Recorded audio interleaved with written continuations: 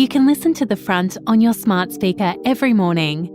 To hear the latest episode, just say, "Play the news from The Australian."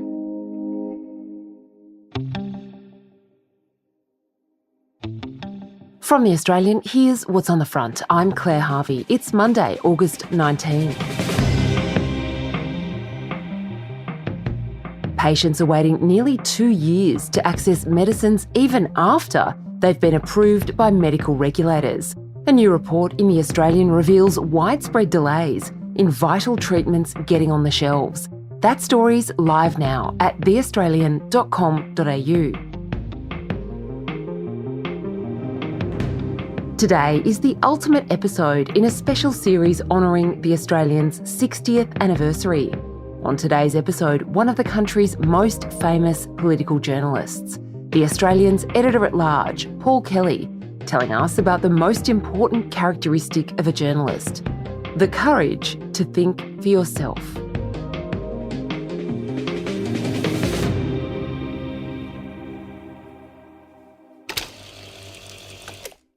Paul Kelly is a legend. Flow from little things, big things grow. Not that one. It's got Paul Kelly. He beat three of them. Back he goes against the Captain Courageous. Kick a goal, Paul Kelly. Not that one. This one. There's a conflict between economics and politics. This has been the Treasurer's dilemma. Just like the singer and the AFL superstar, our Paul Kelly is one of the greats. He started at The Australian in 1971 when our paper was just 7 years old. Paul was a public servant who decided, quite rightly, political journalism was a lot more interesting than being a bureaucrat. His bosses at the Department of Prime Minister and Cabinet couldn't believe it. They were asking me, well, Paul, I mean, what on earth are you doing? You've got a wonderful career ahead of you in the public service. If you really, concentrate for the next 40 years, you might end up a departmental head. And by the way, what are you going to do? And I said, well, I'm moving to the press gallery. Whereupon there was, the sort of smiles disappeared from their face. And there was an awareness this could be a problem for them. That's Paul speaking at a live gathering to mark The Australian's 60th anniversary. He started out as the most junior reporter in a bureau of 9. But Paul had a stunning rise. Within 4 years, this rookie had been promoted to political correspondent. So I had a departure from The Australian in 1975, which was a very dramatic year of Australian politics. We had the constitutional crisis. I was the political correspondent at the time. And I had a bad falling out with the paper. Well, may we say, God save the Queen. A dramatic year indeed. Because nothing will save the Governor-General. The paper supported the blocking of supply and supported Sir John Kerr's dismissal of the Whitlam government. I both opposed the blocking of supply and wrote to that effect, and strenuously opposed Sir John Kerr's dismissal of Whitlam as Prime Minister, and wrote to that effect. And the paper, not surprisingly, felt that given the discrepancy between its position and my position, it was best if I departed the post of political correspondent, which I did. Governor-General Sir John Kerr used his constitutional power to dismiss the government and call a double dissolution election, which was won by Malcolm Fraser. The Australian had endorsed Whitlam when he was elected in 1972, but the paper took an editorial line supporting the dismissal and endorsing Malcolm Fraser's election in 1975. Was part of your decision-making informed by who John Kerr was, that he was sort of getting drunk at the races and that he was very unorthodox, or was it about the Constitution? No, I wasn't interested in his personal life. I mean, I learnt a lot about it because I wrote 4 books subsequently about the dismissal of the Whitlam government. It's been something that I've followed for a lot of my life. But no, I wasn't interested in Kerr's drinking or anything like that. The judgments I made were the way he conducted himself as Governor-General, his use of the constitutional powers he had. He had the power to dismiss the Prime Minister. There was no question about that. But he should not have dismissed the Prime Minister. His obligation as Governor-General was to advise and warn. He dismissed Whitlam in an ambush that the Crown would never have engaged in. So, yes, so the judgment I made was about the way he conducted his constitutional responsibilities. Sometimes it's easier to just go along with the company line, especially when you're young and in a job you're very much enjoying. There's only one rationale, there's only one reason for being in journalism, and that is to make your assessment of the situation, to engage with the politicians, gather the facts, but then you're under an obligation to reach a conclusion which you think is the correct conclusion in terms of making assessments of the politicians. And this was the most important constitutional crisis in the history of the country. I had very firm views about it, partly formed by my period as a public servant, because when I was a public servant, we serviced Government House. I used to prepare the Executive Council documents for the Governor-General, so I understood how the Governor-General functioned and operated. I was well aware of the powers of the Crown, the powers of the Governor-General, the relationship between the Prime Minister and the Governor-General, the relationship between the Palace and the Governor-General. And so I took this position, and that's what you do.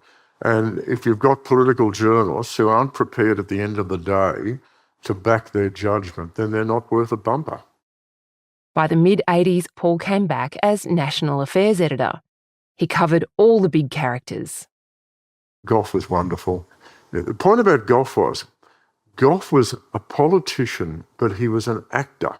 See, if Gough hadn't gone into politics, he would have gone onto the stage. He would have been a brilliant actor all through the English-speaking world. And so Gough was always playing at two games. He was the politician, but he was the actor.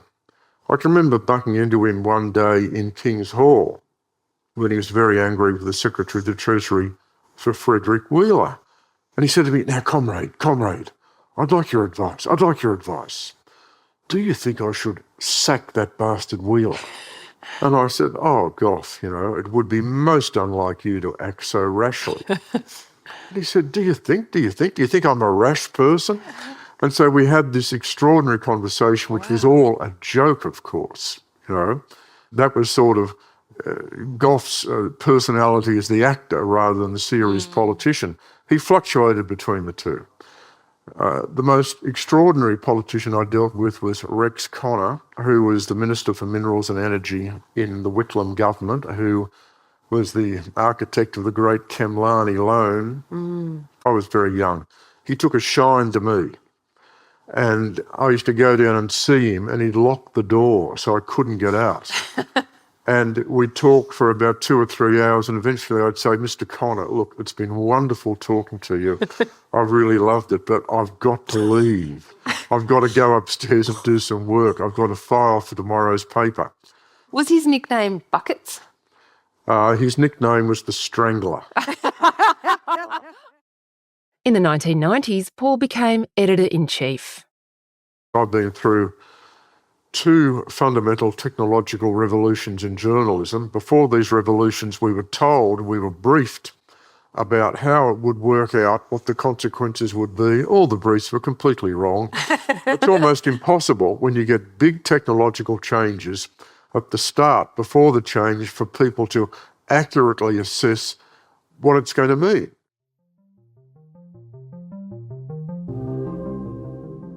This chat with Paul was recorded at a recent live gathering of The Australian's subscribers. It's part of the deal when you subscribe.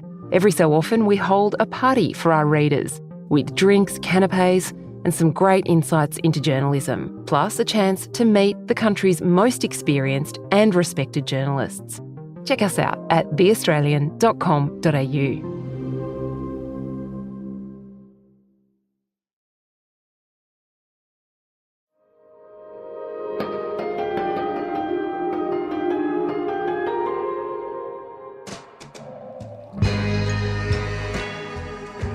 What's the cliche of a journo?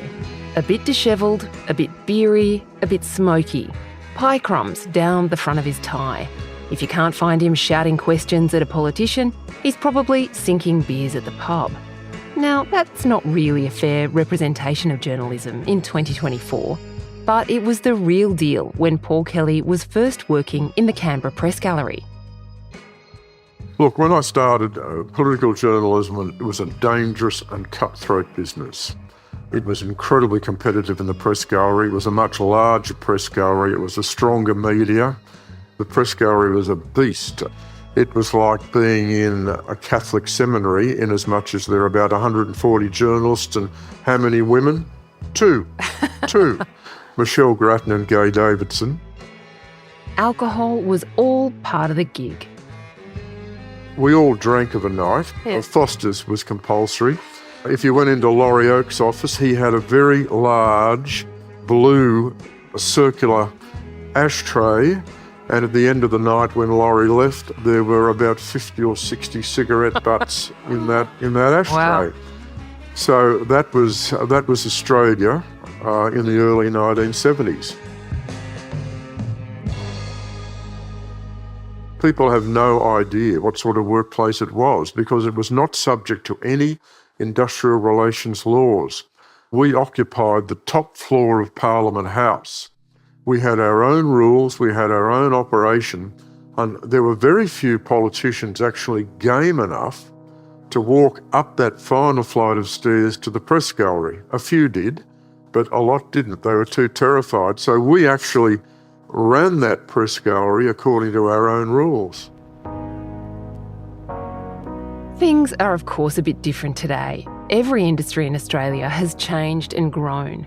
In journalism, we've seen the demise of the office bar fridge and rigid newspaper deadlines, and the advent of dynamic 24/7 publishing on app, web, video, and right here in audio. We've seen our journalism aggregated and commodified by giant tech platforms. And now we're dealing with the rise of generative artificial intelligence and what that will mean for our beloved craft. The skill and art of journalism is eternal. So the method will remain. And what's the method? Well, the method is engagement with people, engagement with institutions, attempting to find out what's happening, reporting, analysis. So that will continue. What will change is the transmission mechanism. How will the copy be delivered to the individual? So that's where we'll see more and more changes. And of course, the method of delivery and the transmission will put pressure on journalism. There's absolutely no doubt about that. I mean, we are now moving into video, big time. So again, there's going to be all sorts of innovations that we see. The way to think about it, and this is optimistic, I know, but the way to think about it is that the journalistic skill and art stays. The journalists are going to be required to learn more, think more about how they deliver copy, about how they deliver the information, about words as well as video. But I think that transmission will continue to see a lot of changes. Many old journos are resistant to change. They bang on about how things were much better in the good old days. Paul isn't like that. No, I think one of the points about journalism is that you're on the cutting edge of change the entire time. All the time you are dealing with the big issues, but it's a changing agenda. So I think journalists, in terms of the way they think, in terms of their culture, they're alert to that. I mean, if you've got someone in journalism and they can't stand change, well, they're not going to be much good.